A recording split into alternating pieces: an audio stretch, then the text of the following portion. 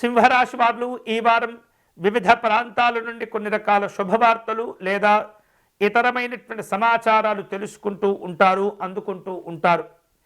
ఆధ్యాత్మిక దైవ చింతన కార్యక్రమాల్లో పాల్గొంటారు. రుణదాతల నుండి ఎదుర్కొంటూ ఉన్నటువంటి ఒత్తిళ్లు నెమ్మది నెమ్మదిగా తగ్గిపోతూ ఉంటాయి. శక్తి మేరకు, అవకాశం ఉన్నంత మేరకు మీరు వివిధ రూపాల్లో మీరు తెచ్చుకున్నటువంటి అప్పులను తీర్చివేయగలుగుతారు. స్వతంత్రమైనటువంటి భావాలు, ఆలోచనలతో ముందుకు వెళుతూ ఉంటారు. నూతనమైనటువంటి వస్త్ర ఆభరణాలు కూడా కొనుగోలు చేసేందుకు ఈ వారంలో అవకాశాలు ఉన్నాయి.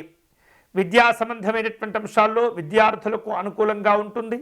మంచి పురోభివృద్ధిని కూడా సాధించుకుంటారు.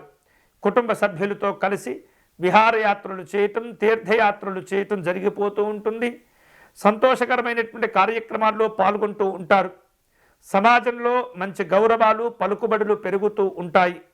వ్యాపార కార్యక్రమాలకు ఈ వారం అనుకూలంగా ఉంటుంది.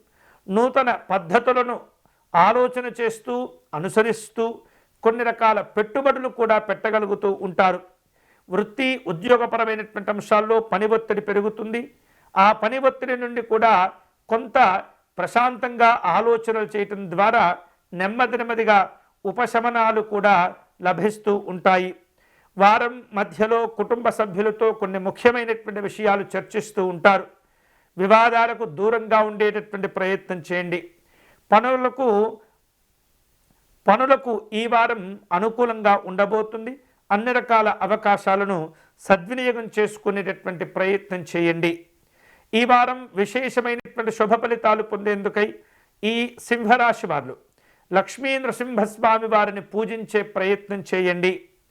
స్వామివారి కరావలంబ స్తోత్రమును పారాయణం చేయటము, తులసీదళములతో లక్ష్మీ నృసింహస్వామి వారికి అర్చన నిర్వహించటం వలన విశేషమైనటువంటి శుభ ఫలితాలు పొందవచ్చు.